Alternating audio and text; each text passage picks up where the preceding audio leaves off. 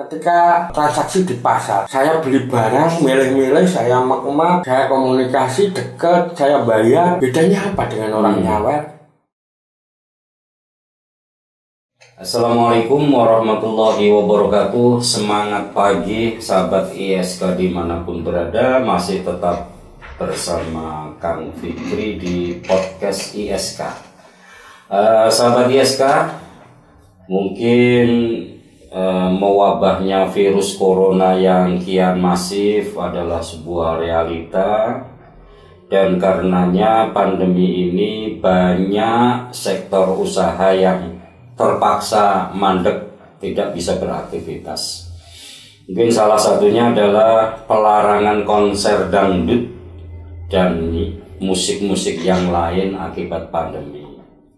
Tentunya ini sangat berdampak pada ekonomi kru dangdut, pop, mungkin yang punya sound system, yang punya teratak, dan lain-lain lah yang mungkin yang melengkapi itu.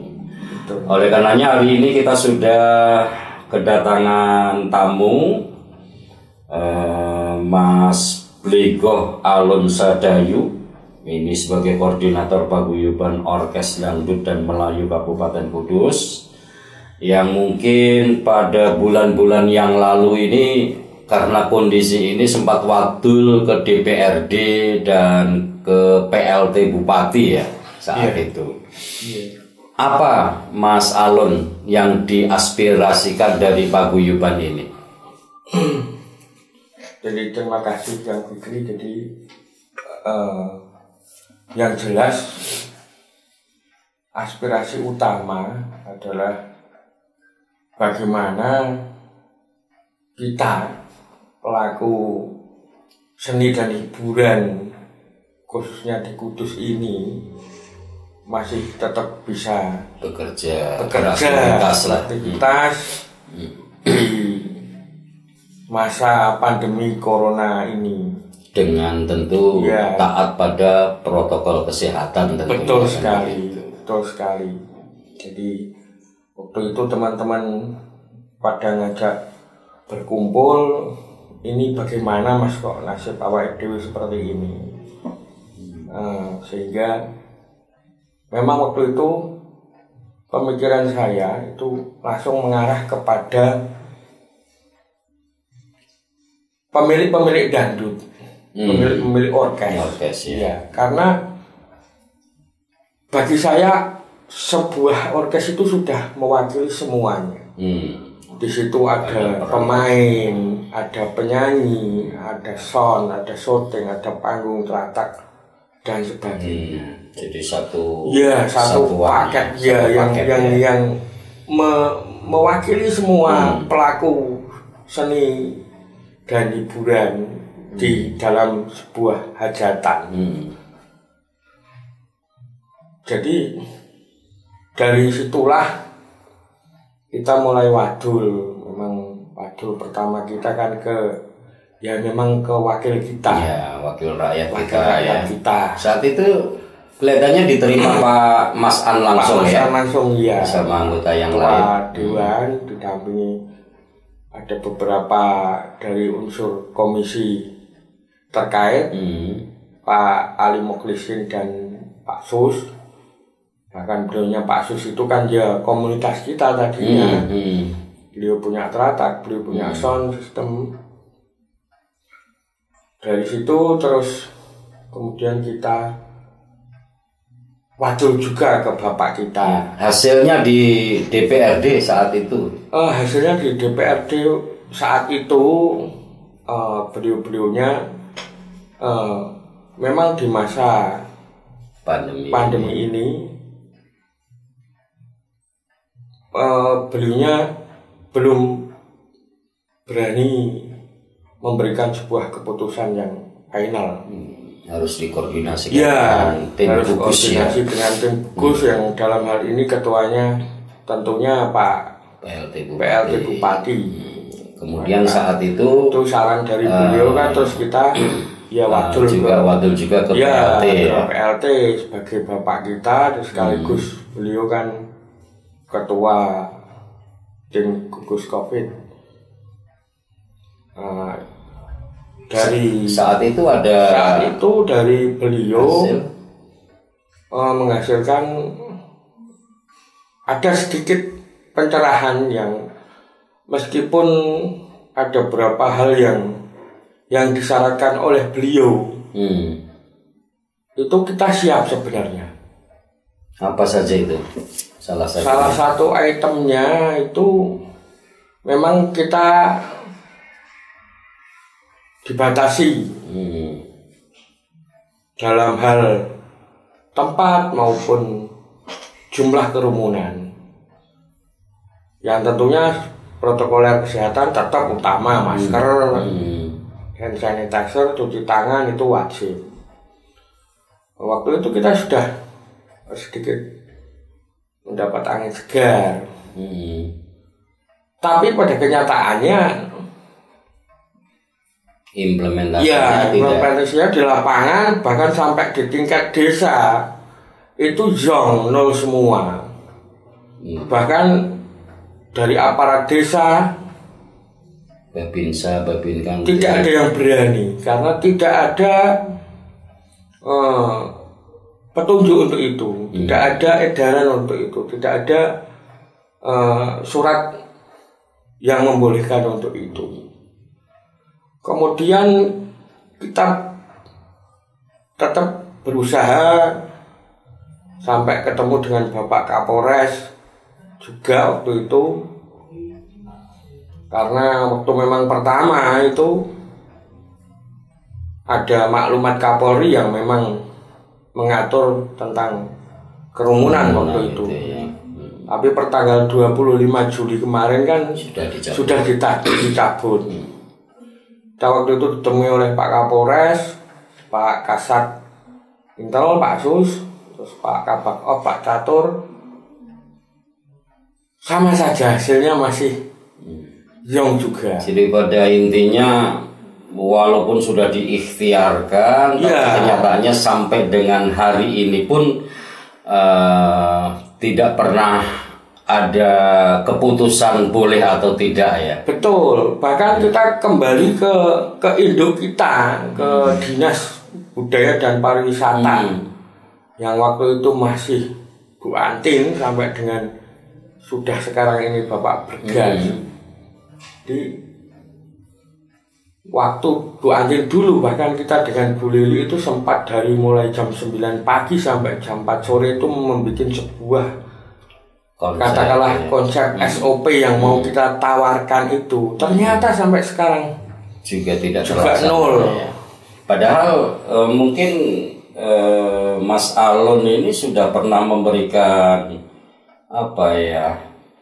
argumentasi lah bahwa di daerah sekitar Kudus ini sudah boleh kan, artinya tidak ada larangan seperti di Kudus kan begitu. Sudah semua bukti. Teman-teman ketika mau maju itu teman-teman sudah menyiapkan video yang dari Batang, yang dari Rembang, dari Pati. Bahkan kita sempat Kudus sudah berbaik hati. Apakah Kudus mau dibikin ramai seperti ini gitu loh. Kan kalau memang tidak harus ramai kan, yang penting kita ada petunjuk, ada arahan, kita siap. Tapi sampai dengan hari ini, per detik ini, belum ada sama sekali pun. Jadi pada kenyataannya mungkin komunitas musik dan seluruh perangkatnya ini kan selama 5 bulan ini sudah banyak kehilangan momen ya. Sangat banyak sekali momen perpisahan sekolah, orang punya gawe, halal bihalal, pitulasan dan macam-macam ini sudah lewat kan. Kebetulan ngepasi pas di momen inilah harusnya rame-ramenya tanggapan teman-teman saudara-saudara kita yang di dunia hiburan ini panen. Bahkan ini sampai mau habis pertanggal ya. Iya, pertanggal 25 Agustus masuk suro itu. Tapi kalau dari sisi job order Mas, artinya tentu yang namanya orang punya gawe kan sudah lebih dini ngorder ya. Iya, betul. Ya, tentu ini dari masing-masing pemilik hiburan atau yang lain ini kan mesti ngolongi tanggal ini di sini, ngolongi betul, semuanya. Betul. Artinya tidak bisa diselenggarakan. Tidak bisa diselenggarakan, dan itulah yang tidak terpikirkan oleh pemerintah juga. Di situ juga kita timbul masalah, Kang Fikri. Seperti punya saya itu biasanya order sudah 1 tahun yang lalu.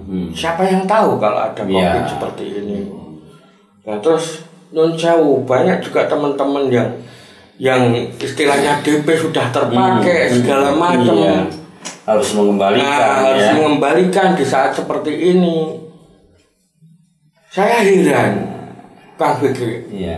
Ada apakah sih ada yang salahkah dengan hajatan? Ada yang salahkah dengan dangdut? Terus kalau dihubungkan dengan pandemi ini itu korelasinya di mana? Gitu. Oke lah, kita tahu ini saat pandemi. Tapi kalau saya menganalogkan dengan kegiatan di pasar yang dibolehkan, di pabrik, di mall, ketika mau masuk, tapi juga ada kerumunan. Betul sekali. Oke, protokoler dilaksanakan cuma di luar. Sekarang saya analogkan ketika transaksi di pasar. Saya beli barang, milih-milih, saya mak-mak, saya komunikasi dekat, saya bayar. Bedanya apa dengan orang nyawer? Hampir sama kan? Kan apa yang salah? Loh, bahkan yang saya heran, untuk pasang hanya teratak saja, dengan sound saja. Kenapa tidak boleh? Terus kalau sound kenceng, apakah terus corona COVID datang? Bisa mengundang corona. Bisa mengundang corona. Kan ini yang kan kerumunannya. Seolah terlalu didramatisir dan dipolitisir. Iya, padahal lebih jelas. Hajatan itu pasti yang datang itu ya tamu undangan tertentu. Iya. Nggak mungkin toh kan. Hanya berbunyi kenceng terus orang-orang itu datang ke meruyuk, kan ya tidak mungkin. Pasti hanya saudaranya. Terus yang saya heran, ketika terjadi kasus klaster di hajatan, kenapa harus dibumikan, diledakkan? Sementara ketika terjadi kasus klaster pasar, katakanlah pasar Kliwon kayak kemarin, cuman ditutup 4 hari, diperpanjang 1 minggu, setelah itu selesai, tidak ada masalah. Kenapa hajatan yang ketika terjadi belum ada bukti kok di klaster itu sampai di finish seperti itu gitu. Terutama dangdut. Apa sih yang salah dengan dangdut? Kita tidak minta kok yang seperti palapa, nyonsau yang gede-gede, yang hewan besar di lapangan, enggak. Ya cuma untuk memenuhi hajat orang. Yang setidaknya untuk menjamu orang datang. Kalau mungkin boleh dikalkulasi Mas Alun. Jadi kira-kira berapa jumlah para seniman musik dangdut dan krunya tadi di kabupaten khususnya yang bergantung hidupnya dari panggung ke panggung. Karena ya praktis sejak pandemi COVID-19 5 bulan terakhir para seniman kan tidak memiliki penghasilan begitu. Nah sejauh ini kan kita sering mendengar ada bantuan dari pemerintah bagi masyarakat yang terdampak COVID dan lain-lain. Nah kira-kira dari paguyuban panjenengan dan anggotanya ini pernah mendapatkan bantuan dari pemerintah karena terdampak COVID, atau pernah mengajukan sampai sekarang belum realisasi, atau bahkan tidak sama sekali? Jadi begini Kang, pertanyaan yang pertama, di paguyuban kita, saya itu paguyuban Bos Orkes Kudus, yang disingkat Pak Bosku, itu saja. Itu berarti kan pemilik orkes. Pemilik orkes. Itu kemarin saya data, saya minta ke dinas itu, yang grup orkes saja itu ada 200 lebih, bayangkan. 200 bos orkes. 200 bosnya saja. Itu kalau itu berarti kalau dibagi 132 desa, bisa setiap desa ada bos ya. Iya. Walaupun lebih dari satu. Tidak harus di desa ini ada. Iya. Kan begitu. Iya. Itu saja yang saya data itu yang idakepnya masih hidup, yang masih resmi hidup dari masih budaya dan pariwisata ya, perpanjang terus perpanjang per 4 tahun, perpanjang itu yang hidup, belum yang mati-mati. Bayangkan berapa kalau dikalikan krunya ya, terlibat. belum kru syuting satu kru paling tidak 4 sampai 6 orang. Sound yang besar itu minimal 6 orang. Minimal 6 orang lah, 4 orang 6 orang. Panggung, tahta, yang lain-lain. Iya. Penyanyi saya ngantongin di kontak saya aja itu yang Kudus.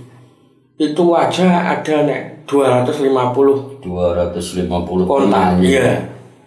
Itu belum yang saya enggak kenal.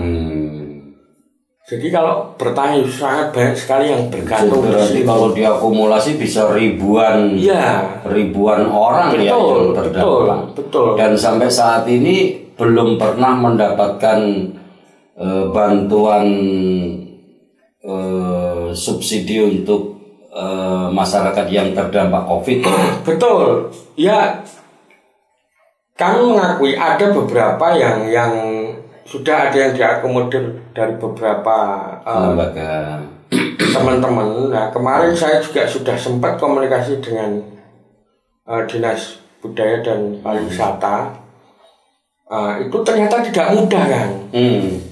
Jadi data yang kita masukkan itu masih disortir lagi oleh Dinas Sosial. Diverifikasi. Ya, diverifikasi. Alasannya ada yang tidak turun. Ada yang bisa turun, alasannya karena di desa sudah terakomodir oleh bantuan yang lain. Jadi supaya tidak double. Nah, supaya tidak double. Tapi kan terus intinya kan yang khusus untuk kita ini kan tidak ada kan. Jadi bicara masyarakat yang terdampak. Ini paling nyoto itu kan memang dari klaster Panjenengan ya. Iya. Artinya bos orkes. Iya. Otomatis duduk manis di rumah kan. Iya. Dan tentunya disambati wong son, ini bos. Padahal order di kalender itu sudah sejak tahun yang lalu ya. Jadi maksud saya begini loh Kang. Ini loh solusinya itu seperti apa? Selama ini yang digembar-gemborkan pemerintah, terus Pak Gubernur, virtual, daring. Tolong panjenengan kaji. Berat bos, berat bapak. Untuk bikin sebuah live streaming. Perangkatnya tidak. Coba jenengan, perangkatnya, sound tetap harus ada, lokasi tetap harus ada. Dan yang anehnya, Kang Fikri, untuk mengadakan acara live streaming saja, kita lokasi itu loh masih jorak-orak. Jadi soal perizinan dan macam-macam. Heran kan? Loh, kalau memang arahan beliau-beliau seperti itu, ya harusnya didukung loh yang lainnya. Kita untuk izin Pak, aku gedung ini ya buat streamingan loh, nggak boleh kok. Terus konsep seperti apa yang mau kita ke studi bayar loh kan? Sound kita bayar, shooting kita bayar. Jadi sejauh pengamatan Kang Alun, mungkin yang menerapkan protokol seperti ini terkait dengan ya bahasa pasarnya ke konser ya, konser dangdut ini hanya di Kudus sendiri atau mungkin ada beberapa daerah sekitar yang memang sama dengan Kudus, artinya menerapkan protokol yang seperti itu? Ya ada beberapa daerah yang tentunya menurut saya itu berdasarkan dari teman-teman komunitas dangdut yang calling-callingan dengan saya, itu sebenarnya itu malah acuannya ke Kudus. Ketika ke Kudus itu nanti kalau dibolehkan aturannya kayak piye sih. Nah daerah-daerah itu tuh malah ngikut gitu loh kan. Selagi kita masih seperti ini, ya daerah yang saya maksud tadi, ya malah akan sama. Makanya mereka juga menunggu bagaimana Kudus. Bagaimana Kudus. Iya, mungkin di salah satu anggota kru Mas Alun ini yang mungkin ya sebenarnya tadi saya berharap ada salah satu atau dua penyanyi anggota panjenengan yang bisa memberikan kesaksian atau testimoni di sini. Hanya saja mungkin karena semalam sudah ada order nyanyi di acara-acara resmi sehingga capek kan begitu. Oleh karenanya mungkin bisa dijelaskan Mas Alun, kalau suasana normal, kira-kira penyanyi yang mungkin artinya banyak diminati oleh para penggemarnya ini bisa seminggu berapa kali tampil? Wah,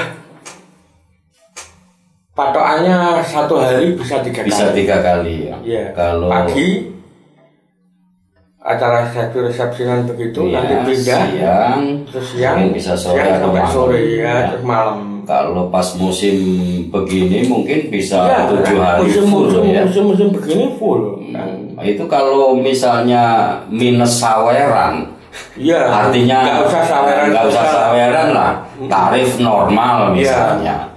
Kira-kira penghasilan untuk 1 bulan musim begini itu bisa diprediksi berapa juta atau berapa puluh juta? Karena kemarin saya coba baca referensi kan, ada yang berpenghasilan kalau musim seperti ini bisa lebih dari 12 juta. Sangat lebih kan? Iya, sangat lebih ya. Iya, saya bikin standar harga sekarang saja 300. Bisa dikalikan saja. Udah berapa? Iya, sangat-sangat terasa sekali bagi mereka.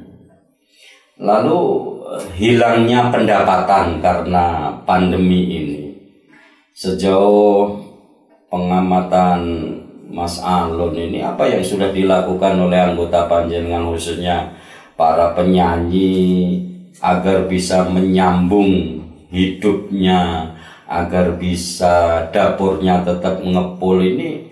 Usaha-usaha apa yang sudah dilakukan oleh teman-teman penyanyi di era pandemi ini supaya masih tetap bertahan tentunya kan begitu?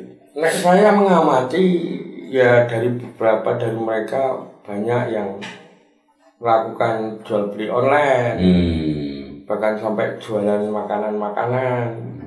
Kemarin mulai dari puasa itu jadi ngorder makanan, COD-nan segala macam ya, pakaian. Jadi supaya tetap tetap bertahan. Tapi kan kita bicaranya kan sampai kapan kan itu kan apakah dalam tanda kutip akan seperti ini seperti ini terus. Ya mungkin ya terakhir Kang Alun. Ya. Apa pesan dari paguyuban untuk penentu kebijakan di Kudus, khususnya pemerintah Kabupaten Kudus terkait dengan kondisi real anggota kru pemilih orkes dangdut dan Melayu bersama timnya ini yang hampir ribuan orang ya kalau rinci satu persatu. Apa pesan untuk pemerintah agar aktivitas panjenengan ini bisa segera terrealisasi, segera bekerja normal kembali. Tentu kalau misalnya masih dalam suasana pandemi, tetap mengutamakan protokol kesehatan, tapi sing penting tetap iso nyambut gawe kan begitu. Iya. Begini kan begini. Ini kan corona ini kan sudah berjalan sekian waktu. Saya yakin lah edukasi ke masyarakat itu sudah secara otomatis, secara person itu ngerti apa yang harus saya lakukan. Ya. Meskipun ada orang yang bilang COVID tinggi, tapi saya yakin ya masing-masing orang itu tetap ngerti, tetap ada rasa untuk menjaga dirinya sendiri. Jadi kita juga siap gitu loh. Apa sih yang dipinginkan pemerintah? Kita tidak mau jadi tamu pemerintah, kita siap jadi partner pemerintah di bidang seni dan hiburan. Justru di panggung justru kita bisa kita menyisipkan sosialisasi, penyadaran kepada masyarakat kan begitu. Iya, tolong di masa ini ibaratnya bisa nunut kan betul gitu. Kita justru bisa membantu pemerintah untuk mensosialisasikan kesadaran. Jangan jawaban pemerintah hanya ada bantuan satu. Bantuan dari panjenengan itu susah untuk didapat. Kalaupun saya mau mengakomodir teman-teman, malah jenengan yang jadi bumerang bagi saya. Iya kalau cair. Kalau tidak mesti anti propaganda, mesti masalah. Bisa begitu, bisa nyalakan dinas, bisa nyalakan si A si B. Satu itu. Jadi lebih baik daripada diiming-imingi bantuan. Lebih baik beri kami ruang. Musik ini diberi ruang untuk bekerja. Kan begitu. Salah apa sih hajatan dan dangdut? Kita tidak minta yang buat event skala gede dulu. Tidak apa-apa. Kita hanya yang melekat di hajatan itu. Biarkan berjalan. Saya yakin kok.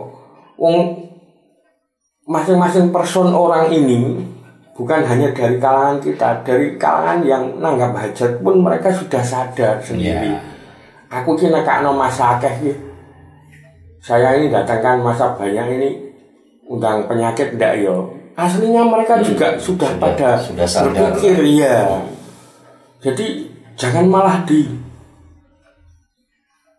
ditakut-takuti dan yang tadi malam seperti tadi malam buah buyar semua kan. Yang tadinya sudah pada mulai hajatan, sudah mulai boleh ini pelan-pelan. Gue operasi gabungan tadi malam buyar semuanya. Padahal operasi itu sendiri kan juga mungkin untuk memprotek saja. Kan tidak tahu, tapi kan efeknya kan terus kok kan, terus mendatangi hajatan kok. Banyak sekali yang kirim video ke saya. Hajatan bubarkan, dangdutan dibubarkan. Yang saya mohon beri kami ruang. Terus jangan ada diskriminasi.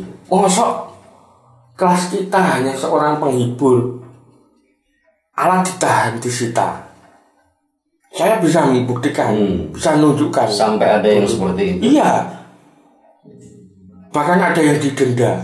Logikanya bagaimana ini? Cantolan hukumnya kalau ada denda kan begitu. Saya sangat heran Bapak. Yang nyata-nyata menyalahi perda dengan biarkan bebas buka berlengan sampai pagi, sampai subuh. Saya bisa buktikan. Apa salah dengan hajatan? Hajatan itu kan syarat orang punya hajat bersyukur, syukuran istilahnya. Ibaratnya kita nikahan. kita siarkan ke warga sebelah kamu setelah iki loh saya sudah nikah. Ojo ulek-ulek saya. Ibarat seperti itu sih. Lu apa salah? Hanya pasang tenda, pasang sound system, terus undang tamu, dijamu dengan musik. Apa sih yang salah dengan hajatan, dengan dangdutan? Ya. Oke, Kang Alun mungkin sudah tersampaikan tadi. Betul. Terima kasih sudah hadir di podcast ISK Kang Fikri. Mudah-mudahan apa yang kita sampaikan tadi merupakan kategori pemecahan masalah dan syukur nanti akan mendapatkan solusinya, kan begitu. Amin. Terima kasih sahabat ISK, tetap semangat. Assalamualaikum warahmatullahi wabarakatuh.